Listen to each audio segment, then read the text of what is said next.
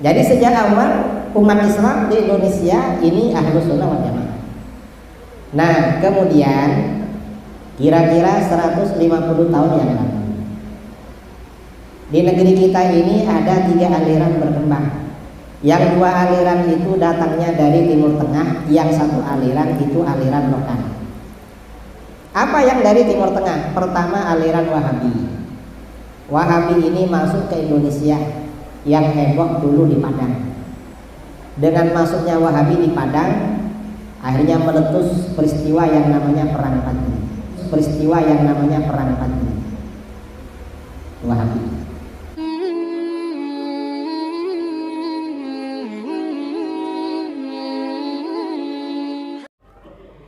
Nanti adatnya dirubah, keglamorannya hilang, apalagi kedudukan yang selama ini bisa mengeruk berbagai macam kekayaan-kekayaan nanti hilang. Yang tidak kalah pentingnya adalah kenikmatan dan keleluasaan berbuat kemungkaran dan kemaksiatan terganggu. Akhirnya mereka meminta bantuan kepada Belanda untuk menyerang Imam Bonjol. Nah, ini apalagi yang sekalian, caranya sangat tidak etis. Kaum adat melakukan perayaan semalam suntuk untuk mengadakan pesta kemungkaran, judi bareng-bareng, nyambung ayam bareng-bareng, bahkan main judi dengan dadu besar-besaran untuk memancing Imam Bonjol. Imam Bonjol pun tidak terpancing.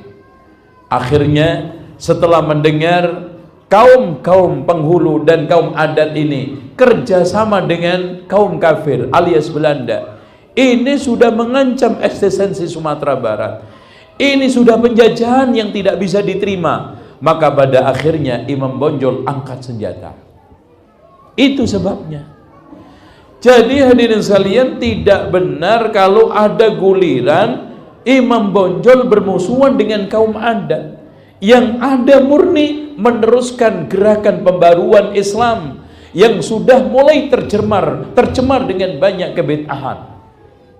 Jadi gagasan tajdid inilah gagasan mengembalikan Islam kepada yang murni. Banyak tokoh-tokoh yang akhirnya kepanasan, kebakaran kumis, jangan jenggot ya, karena mereka nggak punya jenggot ya, kumis ya. Nah, ini sini udah mulai gerah mereka. Ya. Jadi mereka itu sebetulnya halusinasi, ketakutan sendiri. Kayak di sebagian tempat gitu loh Pak, kita nggak ngapa-ngapain mendirikan masjid, dia gerah sendiri takut. Akhirnya apa? Yang ngerecokin masjid, yang kadang-kadang mitnah masjid, bahkan menyerang masjid, ngusir. Padahal kita nggak ngapa-ngapain.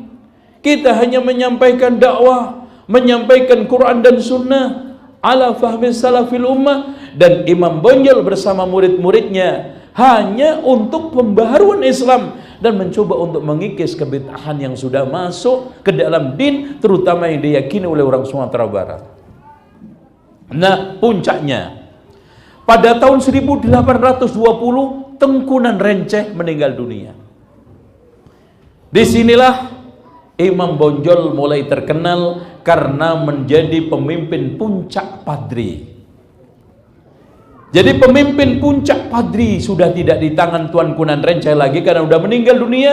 Sekarang di pundaknya Tengku Imam Bonjol. Nah, hadirin sekalian yang dirahmati Allah, sejak itulah tanggung jawab untuk mengawasi, mengontrol ya penghulu-penghulu yang sudah dulu Pak Imam sama khotib itu hanya ngurusin masjid sama orang mati sebelum gerakan Tuanku Nan Renceh. Jadi imam sama khotib hanya ngurusin masjid, mati, orang masjid mati. Sementara urusan nagari itu semuanya di tangan penghulu. Sementara mereka sudah tidak lurus lagi, bahkan kejebur ke dalam kemungkaran bersama rakyat awam. Bahkan dengan cara itu orang-orang awam yang menjadi keprihatinan Imam Bonjol ini, Tuanku Nan Renceh awalnya kan gini Pak, orang-orang awam ini sudah kebiasaan judi ya, kemudian nyambung ayam, nyambung puyuh. Yang perempuan juga sudah buka jilbab, tidak pakai pakaian yang sopan, bahkan kerjaannya cuma ngunyah kinang, apa? Iya. Dan kadang-kadang tidak ngurusin rumahnya, anaknya, suami rumah tangganya terlantar. Apalagi dari sisi adat, laki-laki itu tidak punya jalur, sehingga tersisihkan. Akhirnya apa? Cenderung dia itu main-main aja, yang kerja perempuan. Ini membuat pertanyaan besar, kundah Tuan Kunan Renceh. Ini nggak bisa dibiarkan. Sehingga dengan nganggur itu tidak ada din iman di dalam hatinya. Kebanyakan laki-laki itu juga terjebur ke dalam perjudian, sambung ayam, dan minum-minuman. Kalau habis uang, rampok, nyamun, sama maling. Itu yang terjadi. Akhirnya Tuan Kunan Renceh mencoba untuk melakukan pembenahan, pembaruan ini semuanya. Dimulai dari Kamang. Akhirnya berhasil. Semua penghulu-penghulu sekarang dipegang oleh Imam Mama Khotib. Jadi Imam Khotib bukan lagi ngurusin masjid sama kematian, bahkan mereka ngurusin nagari. Nah, setelah bisa membebaskan agam 50 kota, bahkan tanah datar, semuanya penghulu-penghulunya yang mengangkat adalah Tuan Kunan Renceh. Termasuk nanti, namun sayang, ada satu insiden sejarah yang inilah buat mukul perjuangan Padri, Pak. Saat terjadi kesepakatan antara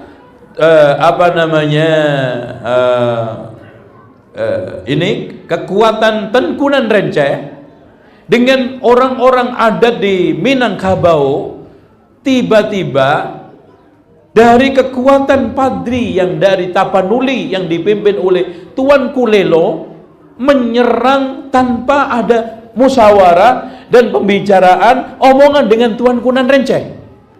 Akhirnya raja, menteri semua terbunuh. Ya, namun rajanya, maaf ya, semua orang-orang kerajaan Minangkabau dan menteri-menterinya banyak yang terbunuh. Rajanya sempat melarikan diri, yang akhirnya juga dikejar. Dan Tuan Kunan Renceh menyatakan, ini tidak ada maaf bagimu selamanya. Ya, apa? Karena apa? Karena mengingkari perjanjian, karena sudah ada perjanjian damai. Tiba-tiba menyerang.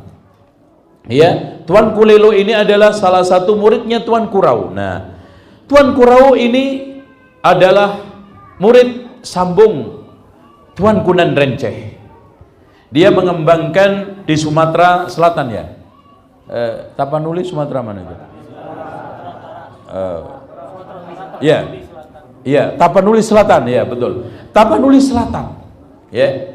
Di sana bersama Tuan Kurau, namanya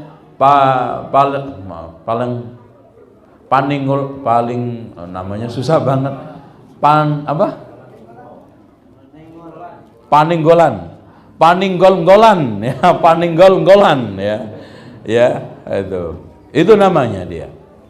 Nah, hadirin sekalian yang dirahmati oleh Allah, Paninggol-nggolan akhirnya menyatakan bergabung dengan kekuatan Padri, dengan tempat desanya Rau, sehingga dia dikenal dengan Tuan Kurau, sehingga punya murid namanya Lelo, sehingga dinamakan Tuan Kulelo. Inilah yang termasuk garis keras.